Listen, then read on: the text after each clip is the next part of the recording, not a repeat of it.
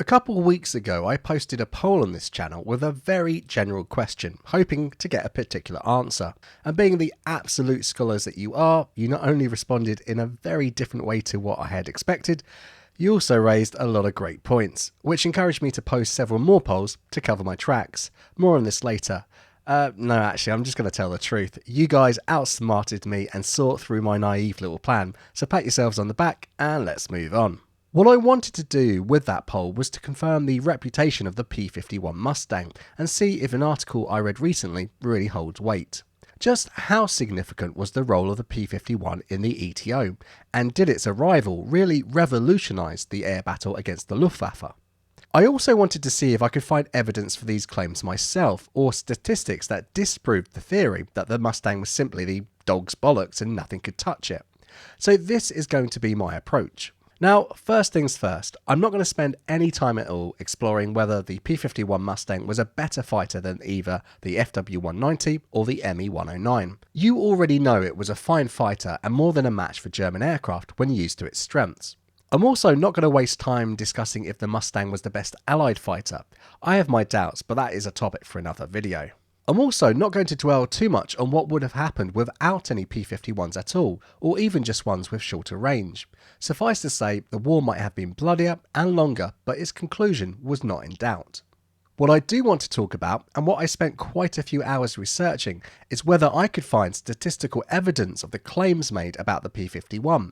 That's to say, the Mustang killed off the Luftwaffe almost single-handedly and won the war. I also wanted to know if the claims that the P-51 was the only fighter capable of long-range escort missions over Germany were true. Basically, is this classic image correct in any way?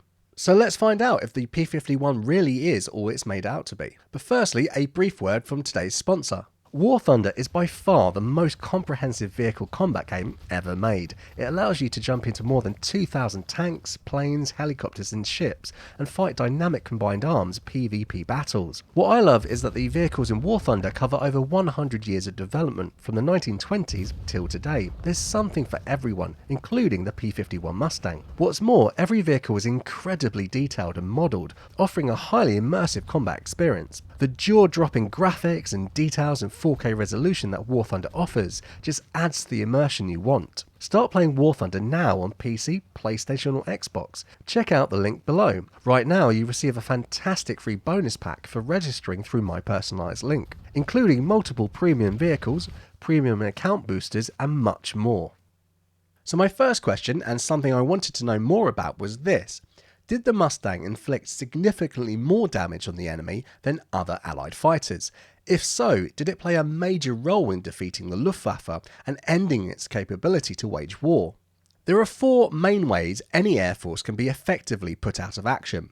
You can knock out or capture its air bases, you can destroy its fleet and stop its resupply of aircraft, you can cut off its supply of fuel and oil, or you can simply kill its pilots.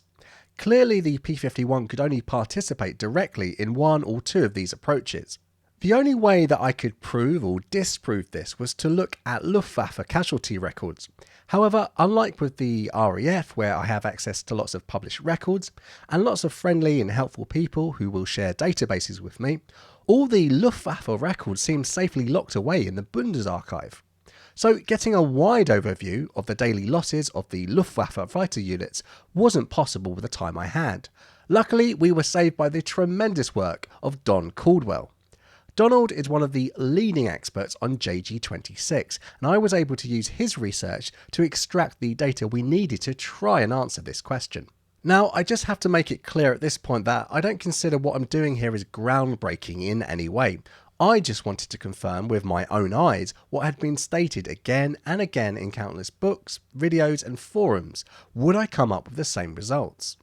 So JG26 is a good unit to study. For the most part, they spent the entire war in the West. True, some isolated squadrons in the group did spend time on the Eastern Front and in the Mediterranean, but not for that long. This means that JG26 is a good representation of the Luftwaffe's experience at the hands of the Anglo-American air forces in the West. Caldwell's data shows us that between 1939 and 1945, 1,319 pilots serving with JG26 are recorded as casualties. It also tells us the cause of that casualty, be it accident, fighter or flak. After punching in the data, which Allied fighter led to the most casualties among JG-26 pilots? You guessed it, the Spitfire. 352 men were either killed or wounded at the hands of Spitfires, which is almost twice that of the top American fighter in the list. However, this is to be expected. The Spitfire was in combat with JG-26 for much of the war, and also, as expected, its tally against the unit slows as the air war changes in 1942 and 1943. But let's not forget, JG-26's men are still falling to Spits right into May 1945. In fact, Spitfires shot down more pilots from this unit than any other fighter in the last 2 months of the war. So my point is, a little nod to the Spit. At this point, I should mention that 89 JG-26 pilots are listed as casualties from unknown sources or unidentified Allied fighters. It's entirely possible that all of these are at the hands of a P-51, or none. As with anything I do or say, take these figures with a healthy dash of salt. So in terms of the impact of American fighters on JG-26 alone, we can see that the P-38 accounted for 15 pilots, the P-47 181 pilots, and the P-51 is ill. Oh no, wait, that's 111. So this would suggest that the P-47 on paper was deadlier. Nevertheless, if we consider these aircraft in the same light as the Spitfire, we need to remember each fighter was in action for different lengths of time. Spitfires operated against JG-26 for the best part of 60 months, the P-47 25 months, and the American operated P-51s 17 months. Of course, the British had been flying their Mustangs since at least August 1942, and not to forget the P-38 around 6 months. So in that time, what was each fighter's tally against this single grouping? Spitfires managed an average of 5.9 JG-26 pilots per month, either killed, wounded or taken prisoner. If we break that down to just 1943 to 1945, we get 7.4 over those 28 months, which is 206 pilots in total. The P-47's ratio against JG-26 stands at 7.24 and the P-51 at 6.53. It's hard to give a good estimation of how many Spitfires were flying against JG-26 throughout the war. In November 1944, there were at least 1,003. That being said, we can get a good idea of the size of the 8th Fighter Command. At its height, 15 fighter groups were operating over Europe as part of the 8th Air Force. By August 1944, each group was also operating between 85 and 90 aircraft, though they would not all have been serviceable. If we look at the size of the organisation from 1943, we see that 3 P-47 groups were available from April of that year, growing to 7 groups by October. One additional P-38 group was assigned to the 8th Fighter Group the same month, the first since 1942. In December, another P-38 group arrived, as did the first group equipped with P-51Bs. By the end of 1943, according to my sources, there were a total of 7 P-47 groups, 2 P-38 groups, and a single P-51 group. A year later, the 8th Air Force had grown by another 5 fighter groups, and every single one of them, except the 56th group, was operating a P-51. What's interesting to me is that despite there being an average of say 909 P-51s operating to just 48 P-47s, the Mustang doesn't make a big impact on JG-26 in 1945. Why do you think that is? Is it because German pilots from this particular unit met fewer Mustangs, or does it reflect a wider trend across the entire Luftwaffe? In a mini conclusion of this section of the video, I think we need to remember the context in which American fighter escorts operated in. When the P-47 was the principal escort fighter earlier in the 8th Air Force's campaign, it didn't roam as far as the bombers into Germany. As we'll discuss a little later, this wasn't because they couldn't, it's because they weren't given the opportunity to do so. Not only was the objective the P-47 prohibitive to gaining aerial victories, it fell to the first fighter groups in Europe to devise the best escort tactics. Developing the doctrine usually results in less success early on. I should also not forget to mention here that the P-51B was plagued with its own issues in 1943, particularly its guns jamming and spark plugs fouling up, and it wasn't until the D model arrived that most of the bugs were ironed out. This meant that both fighters weren't always able to tangle with German fighters as much in 1943 as in 1944. For the P-47s, a switch from an umbrella to a more level escort approach, as well as a fighter sweep system, made engagement easier and more common. Earlier tactics often left the escorting Thunderbolts in the wrong place at the wrong time. For this, we might blame the Brits they learned the tactics from. Of course, there is also the Luftwaffe to consider, who couldn't help but notice the P-47's point of no return. The way P-47s were operated in 1943 simply led to fewer potential engagements with the Luftwaffe, who quite rightly waited to engage unescorted bombers when the fighters returned for home. When the P-47 was operated to its full potential and given the resources to do so, it both increased its hunting range and its victory tally. You can clearly see this in the data for JG-26, where February and March 1944 saw a threefold increase on the average P-47 victories over the unit in the previous 4 months. This period also highlights a change both in escort doctrine and management within the 8th Fighter Command. No longer were the fighters glued to the bombers, and the objective had changed from interception of the Luftwaffe to its total destruction. In our small example, it appears that the P-47 would have shot down more JG-26 aircraft in the same 17 months the P-51s were operating, and in reality the single P-47 group in 1945 scored more kills against this unit than the other 14 P-51 groups put together.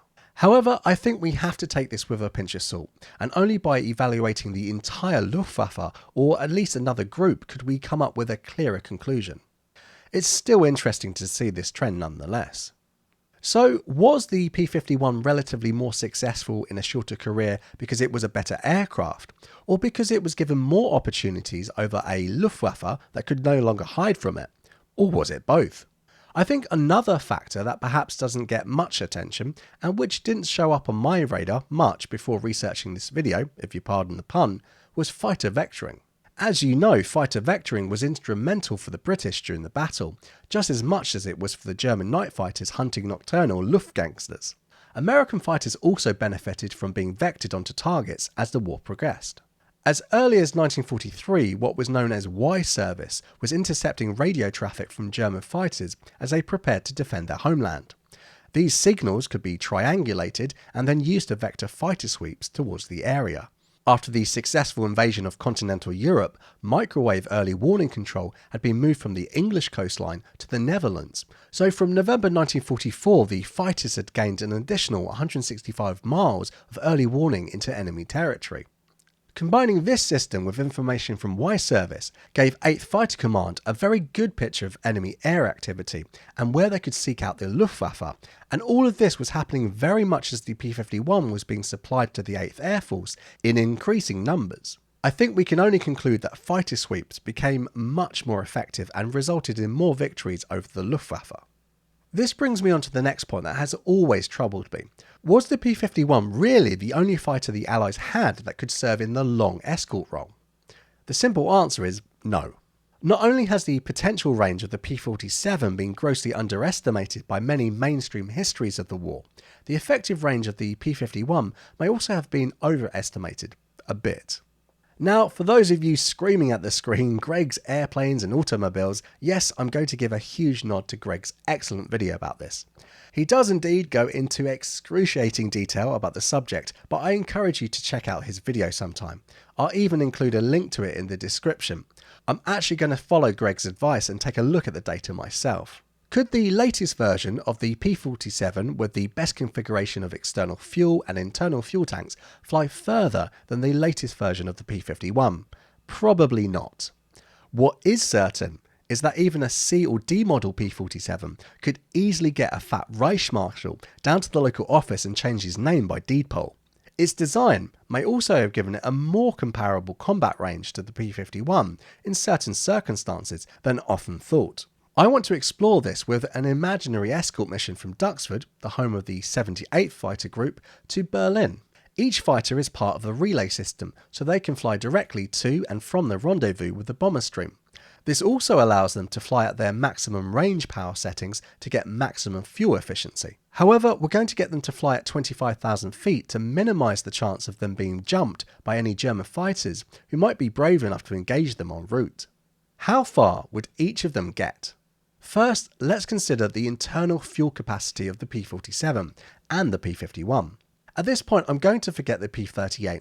It didn't seem to make much of an impact on JG-26, so perhaps it's better just to focus on the P-47 as the only candidate in the ETO to replace a non-existent long-range P-51. The P-51 actually had 245.4 gallons of usable fuel in its internal fuel tanks, not quite the 269 gallons often quoted. The P-47, on the other hand, had 305 gallons of usable fuel in its internal tanks. Although the P-47 carries just shy of 60 gallons more than the P-51, its 18-cylinder, supercharged Pratt & Whitney R2821 engine is a thirsty beast. Just getting off the ground is going to use up nearly 45 gallons of fuel. As we send our fighters off from Duxford bound for the German capital, they're going to be operating at much higher power settings, and so for a straight climb to 25,000 feet over the North Sea, the P-47 will use up approximately 149.6 gallons of fuel, including those 45 gallons or so to taxi and get airborne. Getting to that altitude is only going to take about 20 minutes, but we'll get the P-47 123.8 miles closer to Berlin. At the same time, the P-51 has reached the same altitude in just 18 minutes, using only 58.5 gallons of fuel. But it has only travelled 93 miles. I should also mention that in this example, I'm not giving any additional time or fuel for formation assembly. I'm apparently sending out a single P-51 and P-47 to face the might of the Luftwaffe alone. At this point, the pilot of each respective fighter can settle down and set up the aircraft to achieve the best range at the appointed altitude. You can clearly tell that I'm a pilot trained in peacetime, as I'm not thinking about combat conditions. More on this a little later. From here on out, assuming all goes well, the P-47 will gain 3 miles for every gallon consumed, while the P-51 will travel 11.3 miles. This is slightly less on the return leg, as we'll be facing a headwind and the ground speed will drop. So just from those figures alone, you wouldn't be wrong to guess that the P-51 will travel considerably further than the P-47. But if you are thinking that, then you probably didn't read the pilot's operating manual, and you didn't see an important operating procedure mentioned on page 67. Before we go into that, I should quickly explain how I came up with these numbers, and I'm going to do that without boring you too much. As I mentioned before, Greg, in his fantastic series about P-47s, brought up this issue of range, and how the P-47 had been misrepresented by the bomber mafia. He also mentioned that he had worked on the numbers himself and generally agreed with documents that were more generous to the Thunderbolt than the classic chart on screen now. So I wanted to confirm this for myself, and as an ex-PPL pilot, I had the vaguest memory of how to do it. I simply merged the flight data available in pilot manuals for the P-51 and P-47 with a fuel consumption flight calculator that I adapted for the task. Within these calculations, I've included a few key figures, which are just as important now as they were then. Firstly, as previously referred to, you need to consider the fuel consumption while taxiing on the ground, as well as during takeoff, where more power is needed. I also considered the fuel consumed and distance covered while reaching my assigned mission altitude of 25,000 feet. This is all under normal flight conditions and not at military power. Why not 30 or 35,000? Well, the simple answer is that 25,000 feet gave me numbers for both aircraft that could make an apples-to-apples comparison possible in a more operational context. We also have to consider a fuel reserve for diverting to an alternative airfield due to bad weather, or some idiot Met officer incorrectly calculating the wind.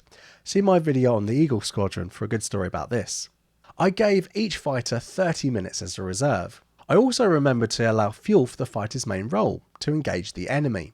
Each aircraft gets 15 minutes at combat power settings, including the maximum war emergency power, limited to just 5 minutes total during any one flight. Another very important factor to consider is that our P-51 and P-47 aren't flying on paper. As hinted at, flying in the real world presents a problem. That problem is wind. So I punched in all the numbers to a popular flight planning website to get some ground speeds to work with, one flying to Berlin and a much slower one flying home. This enabled me to get a rough fuel burn per mile, and that can tell us the exact point at which the P-47 and P-51 would have to turn for home if they still wanted to land in one piece.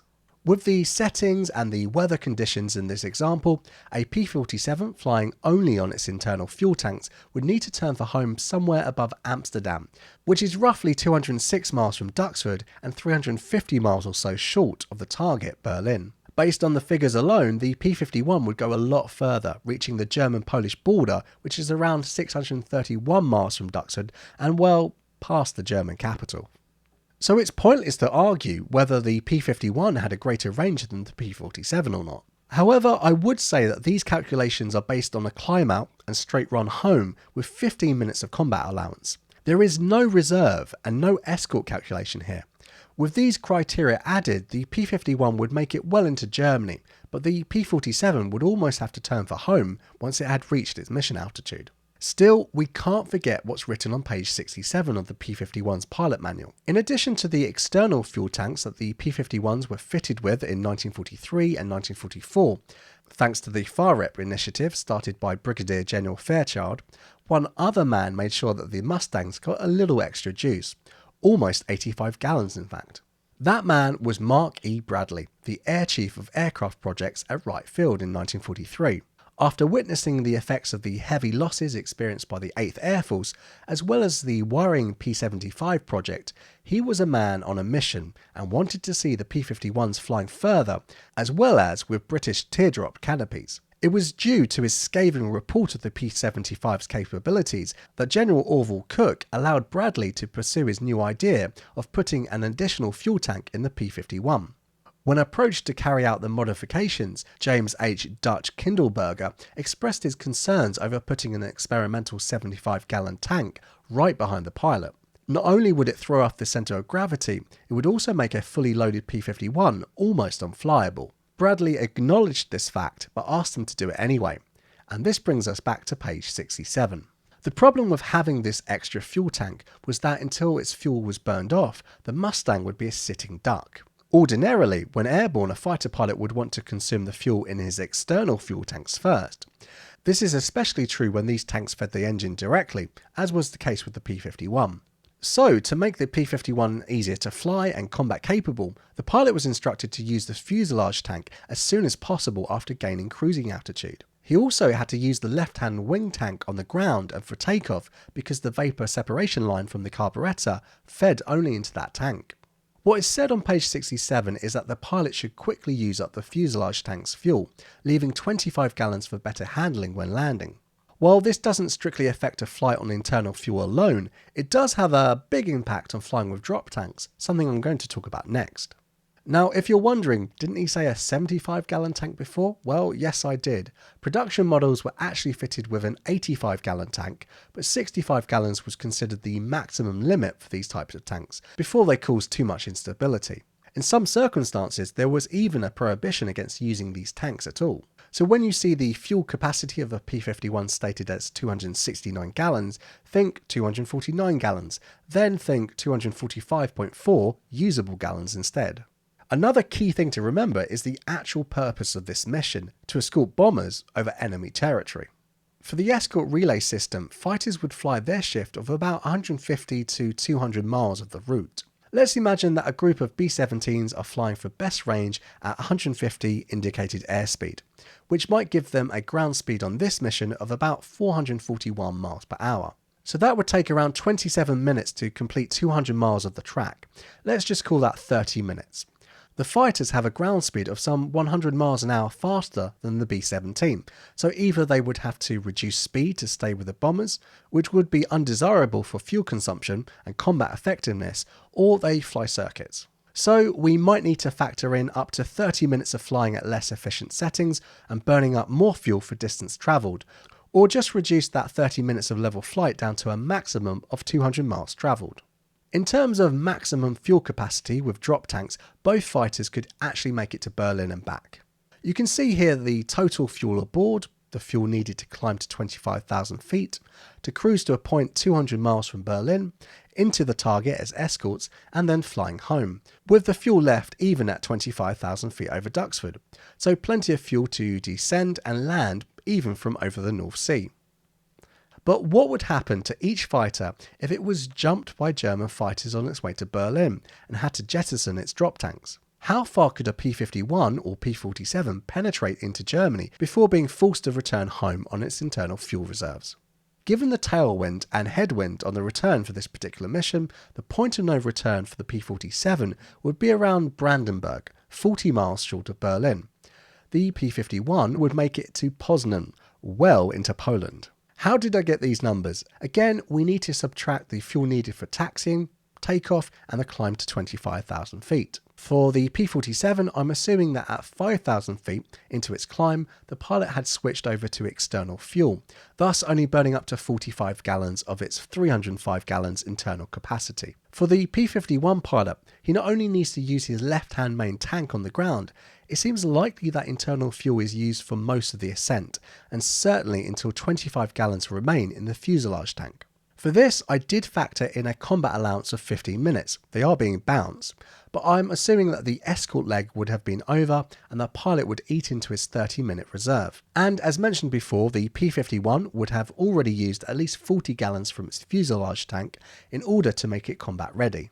So if the fighter dropped their tanks anywhere before this point, getting home would be almost guaranteed, depending on battle damage. Anywhere after this point, even the reserve fuel might not be enough for them to land in England. So why are my calculations different to the classic map circulated far and wide across the internet?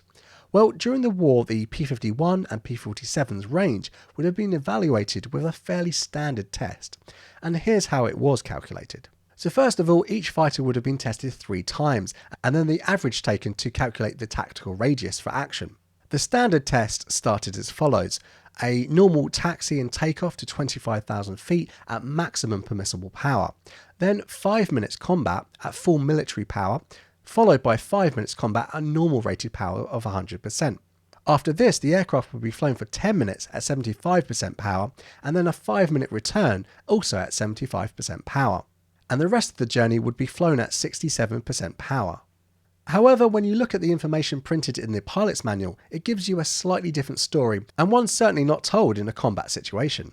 So as air supremacy increased, it would certainly have been possible for more economic settings to be used without putting the fighter in a vulnerable situation, especially in the case of the P-47, which had a worse acceleration than the Mustang. Another question that always springs to mind when I see a comment about how the P-51 was the best thing since sliced bread, and how it defeated the Luftwaffe in less than 18 months, is this one. Did the Mustang shoot down more aircraft in the air, or destroy more on the ground? According to the research of Dr. Frank Orleneck, the 8th Fighter Command inflicted 9,283.3 victories over the Luftwaffe. That figure doesn't include gunner victories from Bomber Command. Of these, approximately 55.7% were aerial victories, while the rest were aircraft destroyed on the ground. The P-51 accounted for 6,540.8 aircraft according to this research, just over half being aerial victories. The P-47 and P-38, though scoring drastically fewer victories overall, combined achieved almost as many aerial victories as the Mustang. Here we have to remember that the P-47 and especially the P-38 were operated in smaller numbers and were more constricted by fighter doctrine than the more numerous P-51s by the end of the war. So in terms of destroying aircraft, the P-51 was certainly instrumental in the 9,283.3 losses suffered by the Luftwaffe.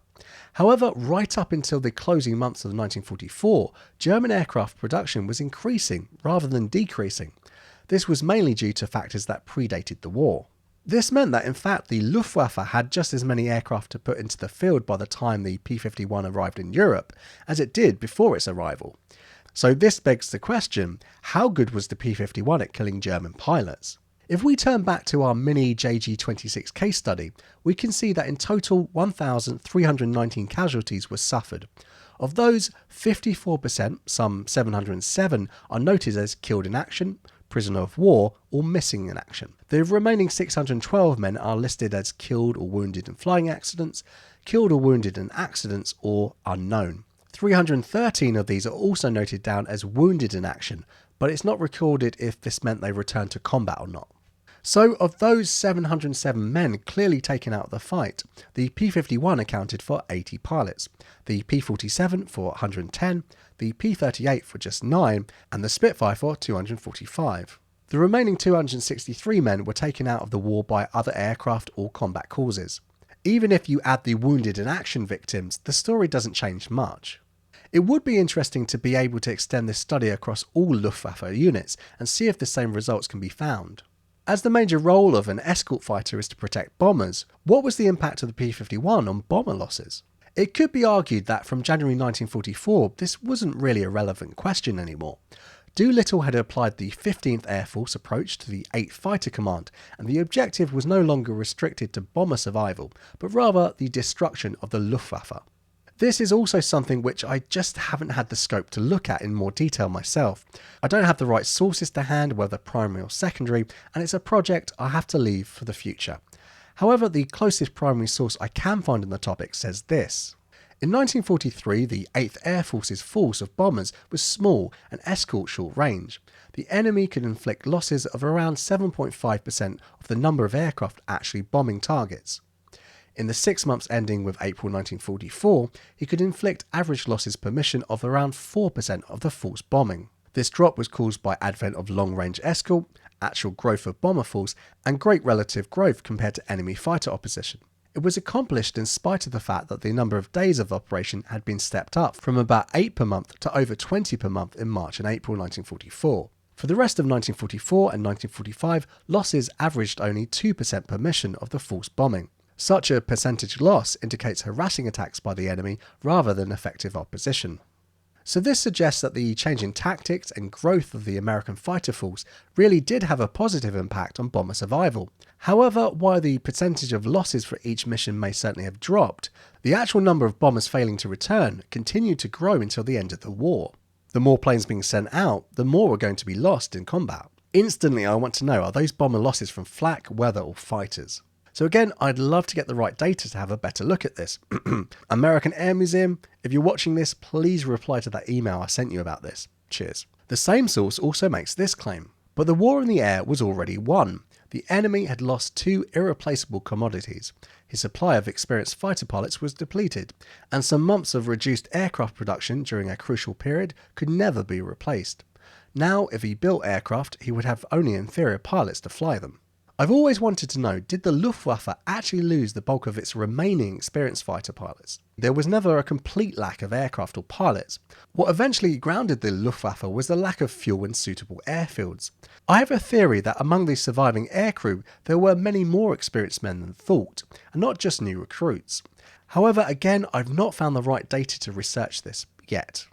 Ultimately, there's a lot I couldn't look at in this project, either because I didn't have the data or the time, and also largely because I don't know about it yet. What I think the data from JG26 shows us is that the P-51 was indeed a vital aircraft for the Allies, but in no way won the air war against this unit by itself. Its destruction of the Luftwaffe seems more cumulative to the impact of its contemporaries, rather than simply outshining them. It was a good aircraft, but I still feel that most of us don't view its contributions within the right context. I may have only scratched the surface of this topic, but I can clearly see that the arrival of the P-51 in 1943 and onwards was also good timing. Tactics had improved, technology could help more, and the enemy was certainly less elusive than he had been before.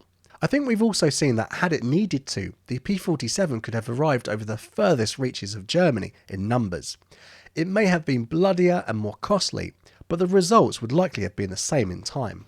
Start playing War Thunder now on PC, PlayStation or Xbox. Check out the link below. Right now you receive a fantastic free bonus pack for registering through my personalised link, including multiple premium vehicles, premium account boosters and much more. War Thunder, get it now! As you've made it this far, please like the video to help it spread to more people and let me know what you think in the comments. And if you want to think a little bit more about the 8th Air Force, why not watch the video on screen now? It's a good one.